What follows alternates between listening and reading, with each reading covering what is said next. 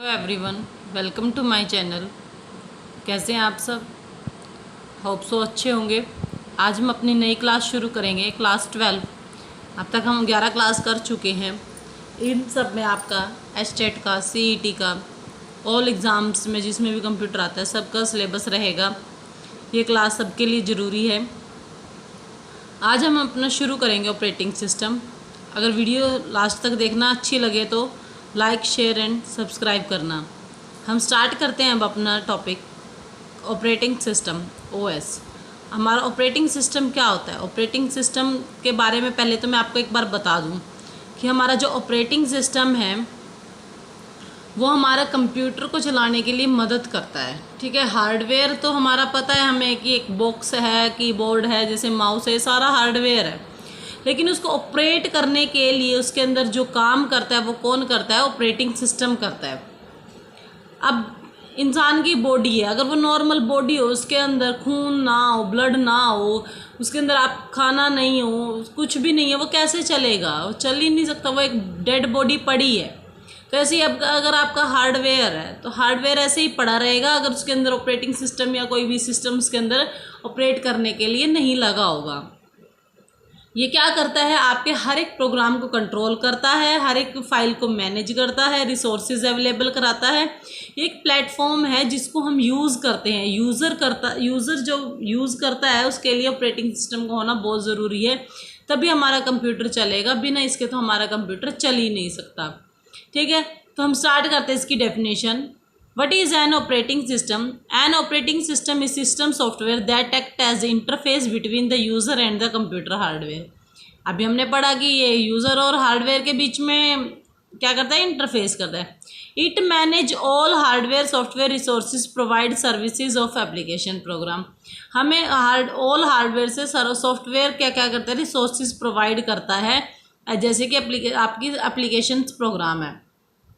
अगर आपके पास operating system होगा तभी तो आप एप्लीकेशंस को यूज़ कर पाओगे। बिना ऑपरेटिंग के तो आप यूज़ ही नहीं कर पाओगे। अब आपका मोबाइल है, आपके मोबाइल की कंपनी अलग अलग है। अब आपका मोबाइल का सिर्फ एक ढांचा तैयार है, स्ट्रक्चर तैयार है, आप उसको कैसे यूज़ करोगे जब तक उसके अंदर ऑपरेट करने के लिए कोई लगा नहीं होगा उसमें सिस्टम।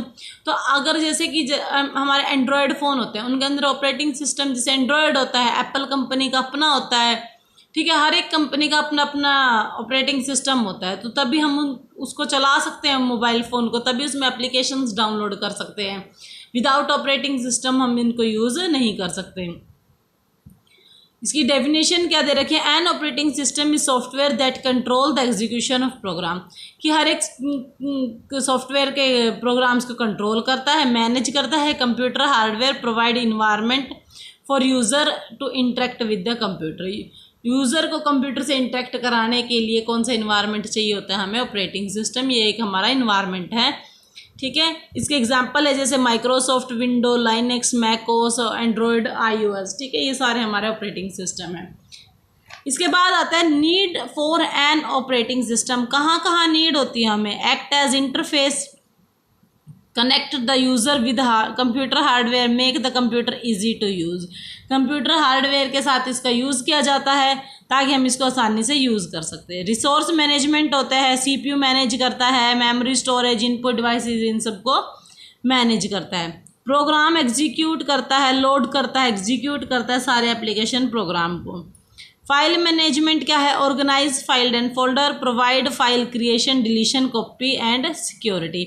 फाइल मैनेजमेंट यानी कि आपके ऑर्गेनाइज करता है, फाइल्स को अलग करता है, फोल्डर्स जो हमारे बने होते हैं उनको अलग मैनेज करता है, क्रिएशन करता है, डिलीट करा है, कॉपी करा है, सिक्योरिटी है, सारी इसको मैनेज करता है फाइल मैनेजमेंट को। Security, protect data through password, permission end user authentication. अब सिक्योरिटी देता है, आप पासवर्ड लगा सकते हो। ठीक है, बिना यूज़र के परमिशन के आप उसको यूज़ नहीं कर सकते। मल्टीटास्किंग है, हर एक एप्लीकेशन को आप सेम टाइम पे रन करा सकते हो। डिवाइस कंट्रोल है, control printer, keyboard, mouse, USB device. अब ये तो है नहीं कि आपने प्रिंट करा और वो कीबोर्ड से चल रहा है, ऐसे तो होगा नहीं। अगर आपने कीबोर्ड से बटन दबाया और वो अपने आप ही प्रिंट हो गया, ऐसे तो कभी होता ही नहीं, क्योंकि उन सबको क्या करता है? कंट्रोल करता है कि आपने कौन सी कमांड दी है, किस टाइम पे दी है, किस चीज़ के लिए दी है, वो सारी की सारी कमांड का ध्यान रखता है।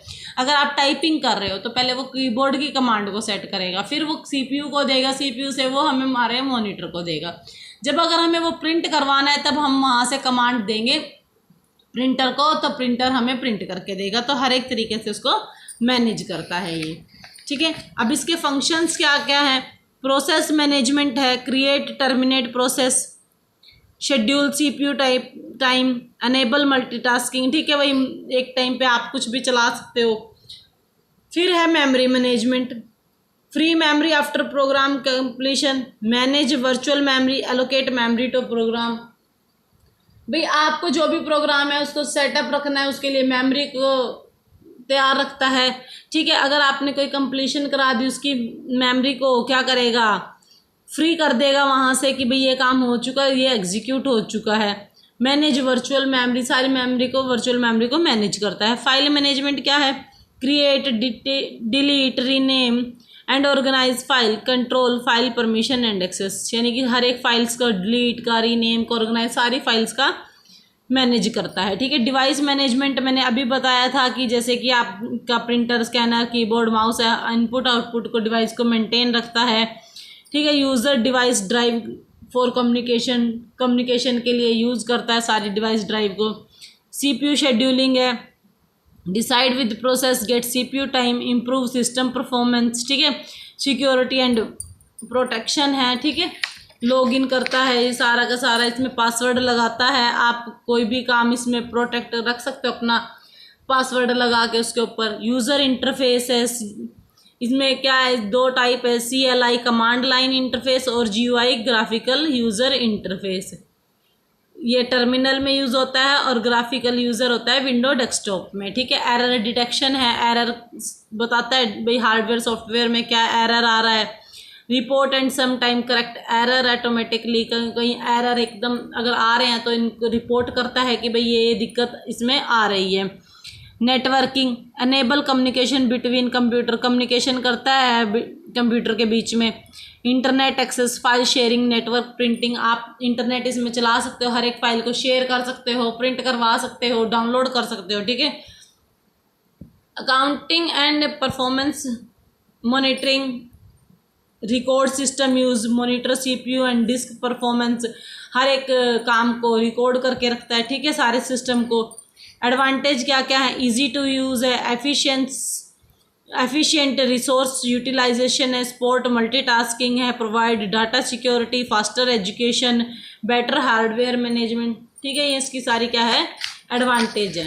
टाइप्स ऑफ ऑपरेटिंग सिस्टम क्या है? बैच ऑपरेटिंग सिस्टम है, टाइम शेयरिंग है, डिस्ट्रीब्यूटेड है, नेटवर्क ऑपरेटिंग सिस्टम है, रियल टाइम ऑपरेटिंग सिस्टम है, मल्टी प्रोसेसिंग ऑपरेटिंग सिस्टम है, मोबाइल ऑपरेटिंग सिस्टम है। ये सारे के सारे क्या हैं, टाइप्स हैं किसके, ऑपरेटिंग सिस्टम के, ठीक है। अब क्या इसमें कंक्लूजन क्या है कि ये ऑपरेटिंग सिस्टम क्या है, बैकबोन है कंप्यूटर सिस्टम की। बिना इसके जैसे आप रीढ़ की हड्डी के बिना आपका शरीर किसी काम का नहीं, वैसे ही ऑपरेटिंग सिस्टम के बिना कंप्यूटर किसी काम का नहीं होता। It manage hardware resource, execute program, provide security, handles file and device, enable user to interact with the computer efficient. Without an operating system, a computer cannot function effectively. बिना operating system के काम नहीं कर सकता, ठीक है। हमारा operating system यहीं पे ख़त्म होता है, आगे डिटेल में भी रहेगा, आगे डिटेल में भी करवाएंगे आपको। तो इसमें इतना ही था हमारा, ठीक है। ऑपरेटिंग सिस्टम क्या होता है, किस लिए यूज़ किया जाता है। तो अगर आपको वीडियो अच्छी लगे तो लाइक, शेयर एंड सब्सक्राइब करना चैनल को। Thank you.